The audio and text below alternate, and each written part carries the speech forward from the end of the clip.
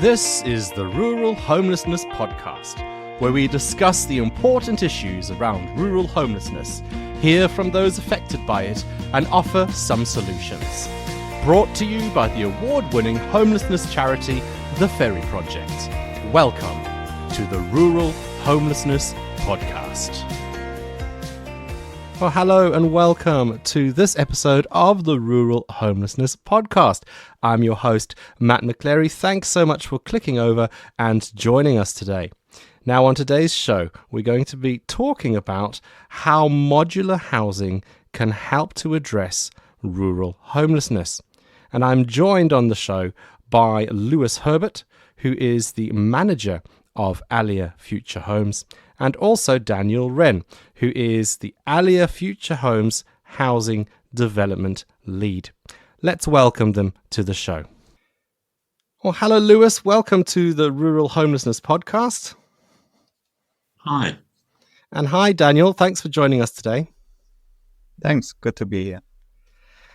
And so today we are speaking about modular housing and how that kind of all fits in with rural homelessness. And of course, this is something you guys live and breathe. So before we launch deeper into the questions, let's just start off by explaining a little bit more about Alia and Allia Future Homes and what they do. So Lewis, can you tell us more about Alia? So Alia was set up by my boss, Martin Clark, and a guy called Tim Jones. It's based in Cambridgeshire. It runs business centres for small businesses and charities.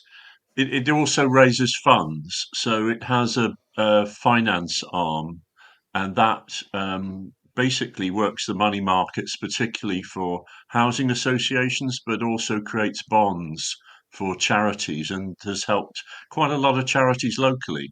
It recycles the surplus, it doesn't have shareholders, and it's committed to helping social enterprises like the Ferry Project, tackling inequality and a whole range of issues, developing managers of charities, climate change, green energy. It's a forward-thinking company. And how does Allia Future Homes fit into this sort of umbrella organization? So Martin Clark's a brave soul, and he believed in creating supported modular home communities. So he was on the lookout for land from about 2018 before creating the first community, assisted by Christ the Redeemer Church on Newmarket Road in Cambridge, where he was able to work with them as the landowner and with Jimmy's Cambridge, the version of Ferry Project that does most work in Cambridge for homeless people and former rough sleepers, and that effectively created the first community, along with my able assistant, or my able partner, more like Daniel Wren. We're now a team of two, supported by Alia, and Martin then created with Keith Smith and the Ferry Project a really amazing scheme in Jubilee Place, which is 6 homes.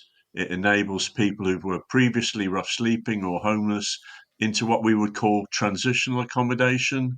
And then we'd hope that they move on to permanent rental homes, because effectively what we're trying to do is help people through a period of recovery who can then rebuild their lives and be independent again. Really good. And just so our listeners are aware, we've already started talking about modular housing. Could you explain, Daniel, what is modular housing and how is it different to regular housing? Sure.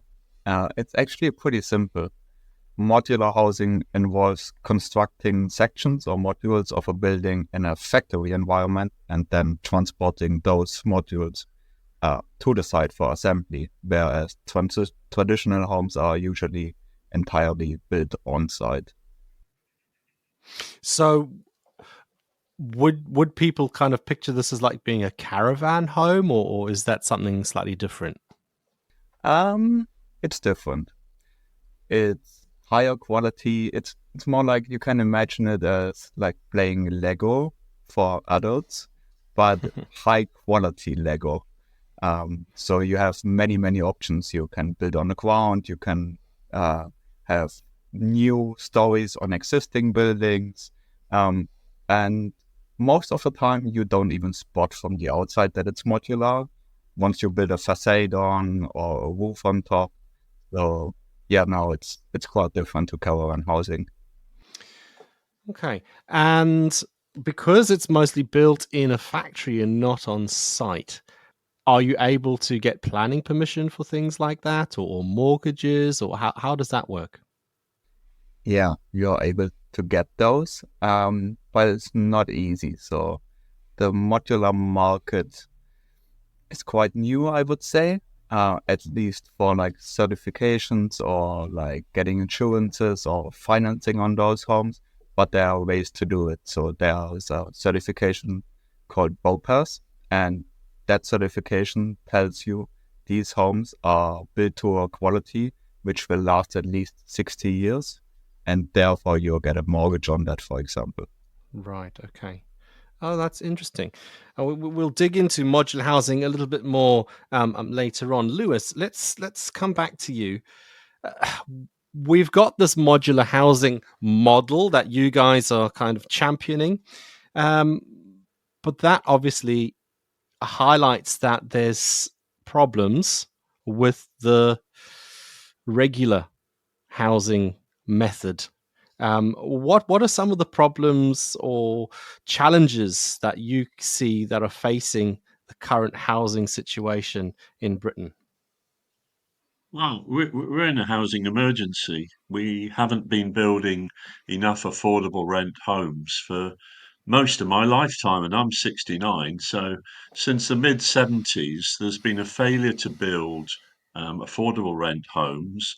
There's been lack of government support for council homes, and there is just a dearth of housing. And that applies in rural areas, it implies in Cambridge and London. We've got a national crisis. I mean, the figures are appalling. We've got 120,000 households currently in temporary accommodation, like a family of five that's got two rooms in a guest house, which isn't even in their home community. That's over 300,000 people in often substandard temporary homes. And yeah, we've got wider challenges. We've got 130,000 young people who are either homeless or they're at risk of being homeless. They're sofa surfing. They're just not, they've not got a home. And as people listening to this will realize, having a home is actually the main foundation before you can actually feel like you're a human being. Rough Mm. sleeping rose 28% last year, and it's been a 70% rise in the number of massively vulnerable women rough sleepers. So I think the problem, Matt, is we've got an emergency that's been stoked up particularly over the last 14 years, where the only focus seems to have been on people who can afford to buy a home. And it's 40 years. It will be 20 years before we get on top of this problem. And so that's why we've got a focus, Matt, on the opportunity of efficient modular homes, low energy, really well designed, because we will continue to need what we call not temporary but transitional homes for at least 2 decades, and then people can move on into better homes. So we need to see a government, and we're in an election year. We need to see the government, and people might be know a bit more about who that government is when this is shared, Mm. Mm. who is actually going to invest and ensure that we start that 20-year building program now. Where people are in real dire straits. Children are not getting the kind of environment if they're being moved from one piece of temporary accommodation to another. Mm. And that's one of the possible sort of broader sort of national solutions to the problem. But what are some other ways that we can try and solve or address these problems and challenges you've just highlighted? So I think that there definitely needs to be a targeting of support for homeless charities like the Ferry Project, like the Light Project in Peterborough, Jimmy's in Cambridge. Um, so we need government to target help at the front line. We also need the government to do what's called sorting out the local housing allowance so that rents vary remarkably between Mm. Chatteris and Wisbech, Peterborough, and Cambridge. So the rent levels just need to then be taken into account in the benefits that people get. So if somebody's out of work or they need to get support, that should include the full cost of being able to rent somewhere. So there's a whole package of changes needed, and it's not cheap. But we're talking about people who are living in poverty. We're talking about people who are forced to sleep in tents and sleep rough, the very people that Ferry Project tries to help. We've got to help the people, and they've got to be supported. Thank you. So, Daniel, what are some of the benefits then of this modular housing model? How can this help as well as be part of this solution to the problem Lewis has just highlighted? Yeah, there are several benefits. Let's try to break it down to the biggest ones. Speed. The construction is faster due to simultaneous site work and module building in the factory. The cost effectiveness through reduced waste and labor costs. The quality I mentioned earlier, it's easier to control the quality in a factory to ensure high standards. Then the environmental impact, it's more sustainable with less material waste, and the ability to include energy efficient features is greater. And then my favorite benefit, the flexibility. It's easily customizable to meet specific needs and suitable for various types of buildings. And like mentioned earlier, it's basically just like playing Lego. And we were saying that some of the problems are the government aren't building affordable housing, which really prices a lot of people out of the market, and therefore they can't afford to buy a home. So then they have to rent or whatever situation they then find themselves in. So speaking about affordability, then how affordable are modular homes in comparison to regular bricks and mortar houses? It's really hard to compare. It's dependent on the project you have at hand, the scale of it, and just like the modular builder you choose, for example. So there's not only one modular manufacturer out there. There are several, and then they are building to different standards, or they have different topics they focus on. The one modular builder is really sustainable, whereas the other one is really affordable, but it's not like super environmental friendly.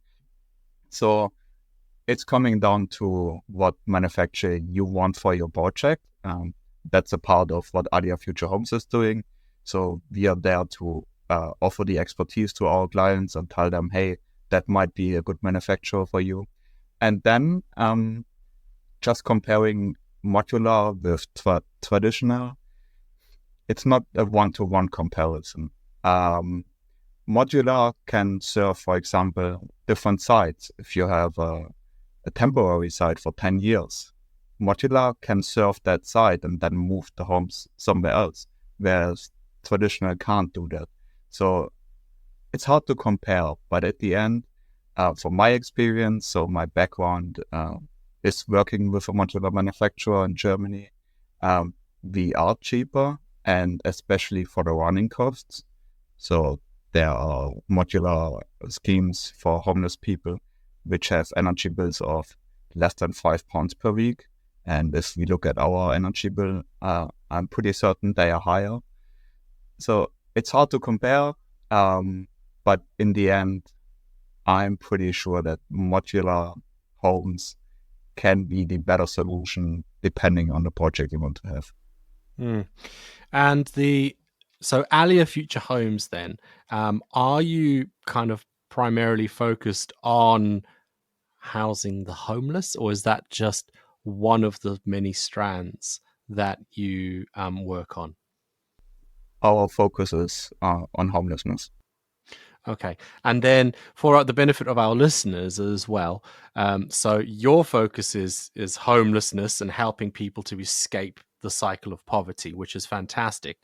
But when we're talking about modular homes in general, are modular homes just things to help homeless people, or can anybody look at investing in a modular home as an alternative to a normal house?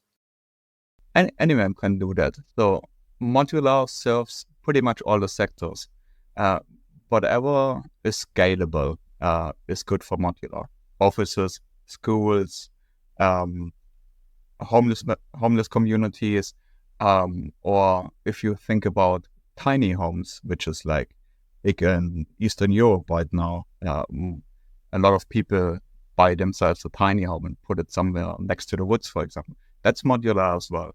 So modular is just a big word for construction which happens in a factory environment first and then get on site.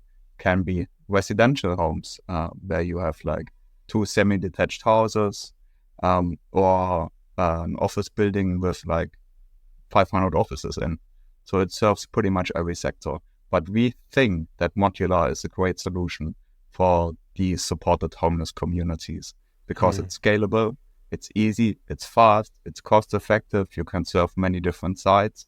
And that's why we found that we want to work with modular homes for creating these communities. That's great. And because it's not a traditional building method really, and it's still fairly new in the UK, what are some of the challenges you face when trying to use or set up or even sort of spread the idea of modular housing in the UK and in the housing sector? What challenges do you face there? I think the biggest challenge right now is the perception of the modular market due to the latest failing of big players like BT Passive or Ilke Homes, and overcoming that stigma and lack of awareness about the modular homes. For us, like a teaching mission that we try to fulfill through our showcase projects and show the people, hey, it's good. If you do it good, it's going to be a good solution for that project. But there are other challenges like navigating building codes, regulations, financing, insurances, which are not adapted to the modular method yet. I'm hopeful about the future. And then simple things like transporting the homes to the site. If you're, for example, in a really dense city, and as mentioned, these homes are already finished, so you need to find the right street to get the homes there. So yeah, there are different challenges, but the biggest one is just the education for people about the modular market and that it's a great solution. And so where can people educate themselves about modular housing? Listening to that podcast here. That's a brilliant answer. Oh, thank you, Daniel. That's wonderful. Lewis, coming back to you, how did you come to be involved with the Ferry project? So my first involvement was I was the first Cambridgeshire recycling officer. So and that started a bit before Keith, actually. It started 34 years ago. But I was aware around the year 2000 of what Keith was doing with the Ferry project because he was really strong on reuse and all of the benefits that gives of creating interesting work for people who are recovering from problems, of recycling furniture to people who really need it. Um, so that was my involvement from about 2000 to about 2010. I was involved on and off in different ways. But meanwhile, Martin Clark, our illustrious boss, had been sort of working with Keith on the potential to have a community. So Martin set up the first one, and it was finished in 2020 in Cambridge, and was immediate, I think, talking to Keith, and along with the woman, the amazing Rebecca Howard, who helped the whole project, was on the lookout for a site. So we worked with Keith. We worked with an outfit, Places for People. They had a small piece of land. As Daniel said, there's a lot of advantages of modular, and one of them is to make uses of sites like Jubilee Place. So, yeah, Alia got its its hard hat on, its steel cap boots, and got to work helping Keith with New Meaning, another lovely social enterprise based in Waterbeach, who make these homes that, as Daniel said, last at least 60 years. And quite a lot of work was put in, and 6 homes and a new community was created, and that was opened 2 years ago. And how has the Ferry project used modular housing effectively in this Jubilee place that you've helped them to establish? Well, these communities we are passionate about, and we're currently working on one of 24 homes in Chelmsford. The most important thing there, Matt, is that there's an underestimated power of people who've got a shared life experience living together. So, in addition to the direct support from the Ferry Project, this community of 25 square metre homes, they're easy for people who've been in difficult times, who may have been in the more like hostel accommodation, to call their own. So, a nice living area, decent kitchen facilities, shower, washing machine, and a quiet bedroom at the back.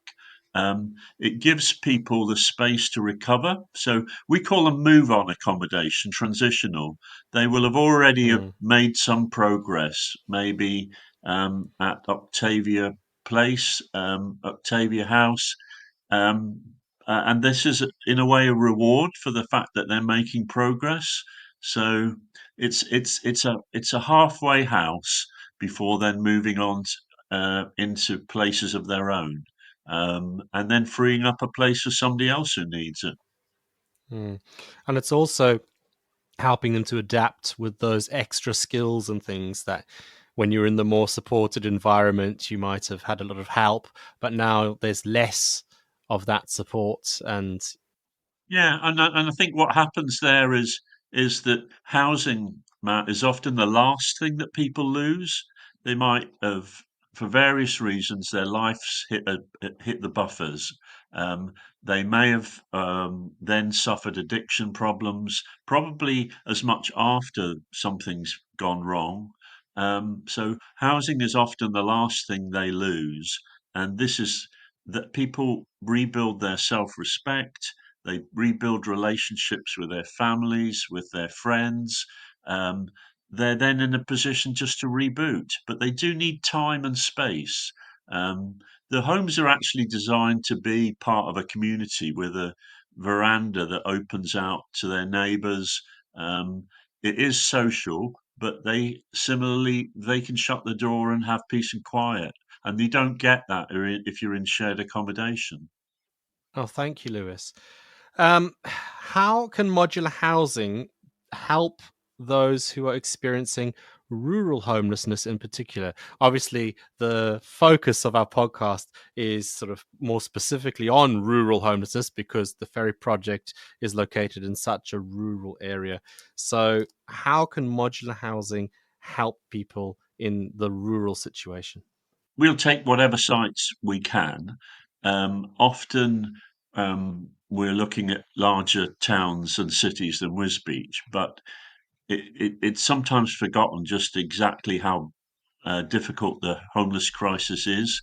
Um, they would tend to be better located within an existing settlement rather than outside, although Emmaus do a very good job around the country with rural based communities. So I think it needs to be a site where people have got a shop nearby. they've got a bus service, they feel part of a community. It's often good if it's part of a church. So that's why we focus on generous churches who've got a spare piece of land. Um, it's just as big a challenge, and I think we've got a hidden homelessness crisis in rural areas. We've Mm, sometimes got definitely. councils that don't do as much as they need to, um, and they often have poor information. So councils are only really obliged to help people who've got children, households with children, and single people get badly neglected. Uh, and so rough Mm, sleeping is only the edge of a huge iceberg with a lot of people that might be just finding a bed for the night. And the worst part of it is if they end up having to sleep rough. And in winter, some of them die because the temperature's just so bad and their living conditions are so appalling that their health deteriorates. So that's why we believe that supported communities have got just as big a part to play in smaller towns right across England and Wales and Scotland. mm. Daniel, have you got anything to add to that? Yeah, a couple of points.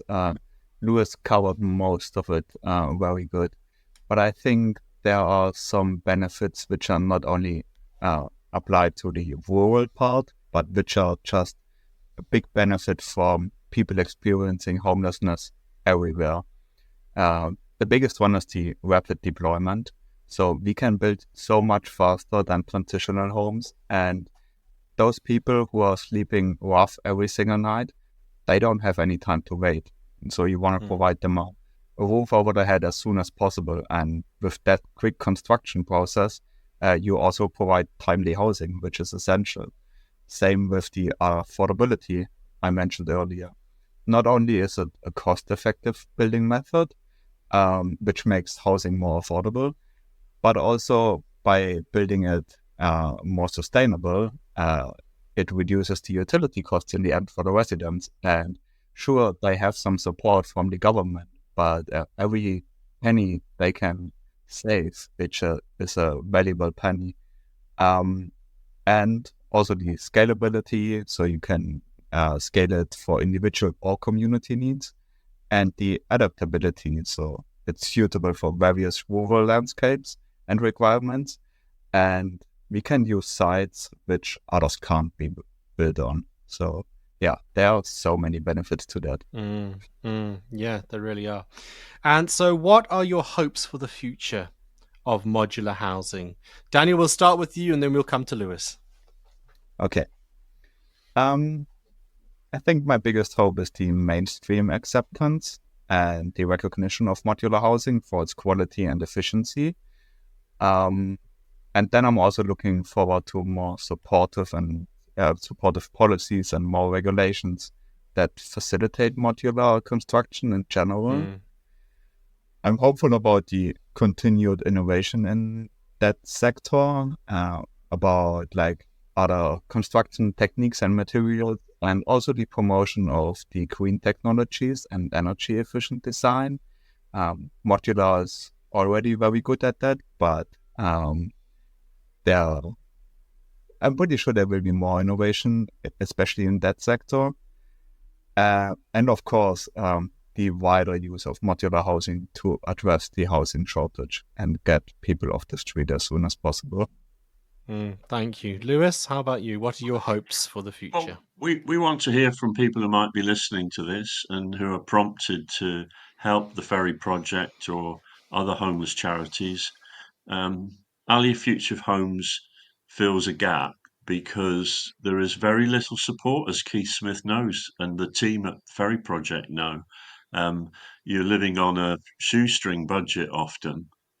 So we're looking for sites, and we'd be really keen if a site can be found in Wisbech to help the Ferry Project build its second community. And we're looking for the government to help us because this is a tragedy, the lives that are being damaged. So yeah, we're here to work with people in towns and cities across the country and rural areas away from there, if people think there's a need, and they can work with an organisation. So we do need a homeless charity that's at the centre, who will effectively provide that ongoing support and run the homes that we're very happy to help build.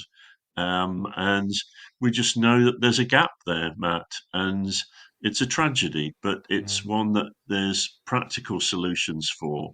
And these smaller homes, particularly for people who are getting used to living on their own and re-establishing lives, really fit the bill.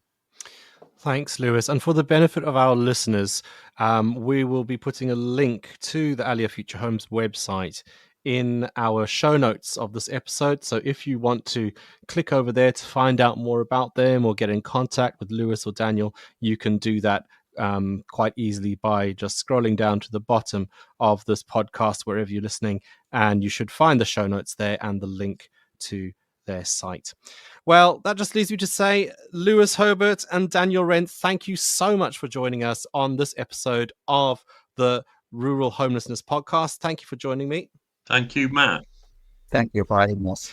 And thank you as well for listening to this episode. Don't forget that the Rural Homelessness Podcast comes out twice a month, on the 1st and the 15th. So we'll be back really soon with another episode where we'll be discussing rural homelessness. We look forward to the pleasure of your company then. Goodbye. Thank you for listening to the Rural Homelessness Podcast, brought to you by the Ferry Project.